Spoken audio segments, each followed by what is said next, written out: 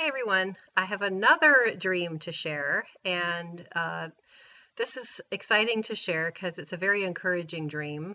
And I woke up just so excited, and I guess it's just a nice change from the kind of serious ones I've been sharing lately. I'll just get right to it. It was about Noah and the ark.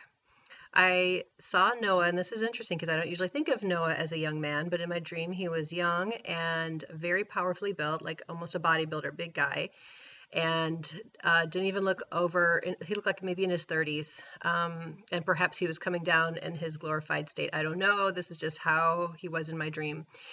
He was coming down, and it was like he was bringing the ark with him, and he was coming to collect us. Uh, a vivid part of the beginning of the dream was the water was starting to rise, and he was looking out over the top of the ark, looking down into the water, and I saw rows and rows. I cannot remember what they looked like, but they were something evil, like rows of something evil. I don't know if they were demons or what. It's weird because everything around that part of the dream is vivid, but I cannot remember what I saw, and maybe the Lord's keeping me from remembering. I don't know why. But I think it was definitely something very evil. And they were all lined up outside the ark in the water, like they were looking up at the ark, and they were evil, and they were among themselves concocting how to get into the ark. And Noah was watching them, and he was just studying them. He didn't say a word, but then he looked behind them, and what these evil things did not realize is that alligators were coming up in the water behind these rows of evil things, demons or people, I don't know.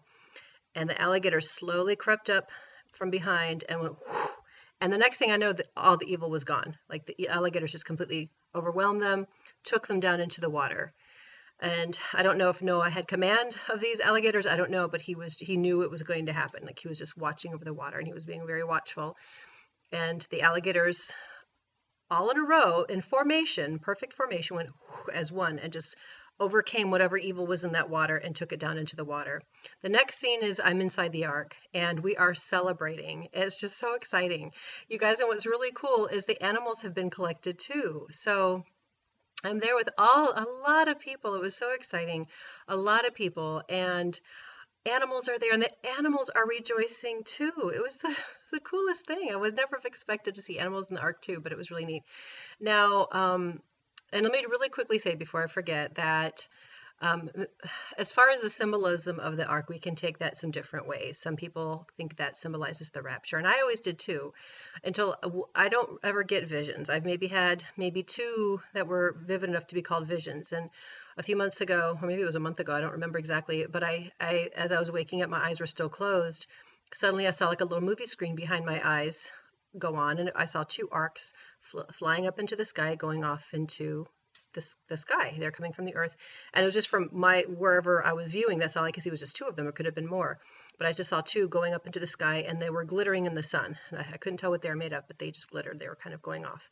So for the first time, I thought, wow, maybe, you think about it in Genesis. Genesis 6, God gives very specific instructions on how to build the ark. So doesn't it make sense that the plans of this ark came from heaven? And if that's the case, perhaps they already exist in heaven. So it could be, I don't know.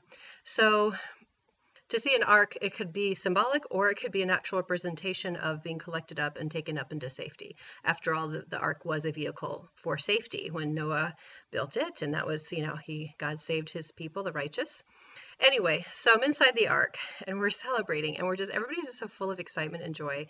And I just felt the Lord's love. I could feel like we looked up the opening of the ark, like the ark had like a ceiling to it, but it opened up, and like all this, I could just feel the Lord's love. Like there's so much gloom and doom I know going on in the world right now, but we have to remember also the Lord is so glad to finally take us home. Finally, the earth has been a battleground all this time, and he's finally ready to make things new. And you just don't understand the excitement and the celebration waiting for us. So anyway, as we look up, it's like this light beams in, and all of this food starts flying in, but it's like floating, but it's coming in, and we're just like, yay, like this amazing food. And it's funny because you hear of manna from heaven, like, okay, manna. This wasn't just manna. These were like fully prepared meals. Like I saw like a hamburger go by and spaghetti dinners, and everybody was, and the animals were even excited. They're getting everybody's favorite foods were coming in. It was so funny. And then over to me comes this big sausage biscuit, which I love. And they're going by, and I said, "Wow, they even have sausage biscuits."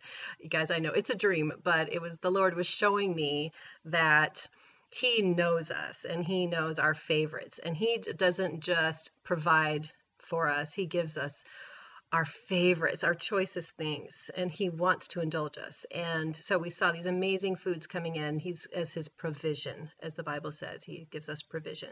So he was blessing us and giving us, and the animals were excited. They were getting a feast. This feast came in to give us this wonderful food, and we were just rejoicing. And it was, what I took away also was the feeling of course he's coming for us. Of course. Like I know so many of us go through stages where we're so close in our walk with Jesus, but then we start to have self-doubt. And I know the enemy does this. He makes us have doubt, like we're not worthy, we're not worthy. And the feeling I had in the dream was, of course you're worthy. You chose me. Just confess with your mouth and believe in your heart, and you are mine. And that's all it takes. And we just remember that we are his. And all of us in that ark, we were just like, of course we're here.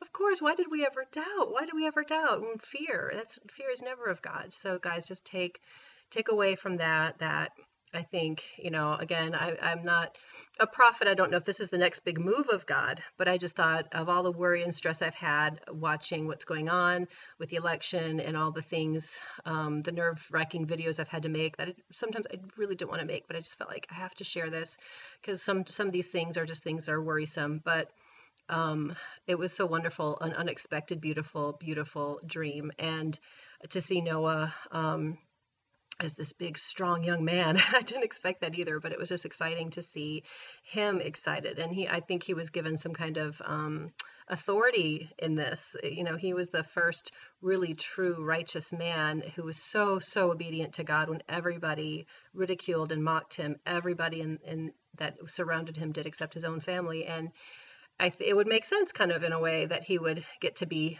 partaking of this. I don't know. Again, it could be symbolic. I don't know, but I'm just putting out there what I dreamt, and it was very exciting. So guys, take comfort in that.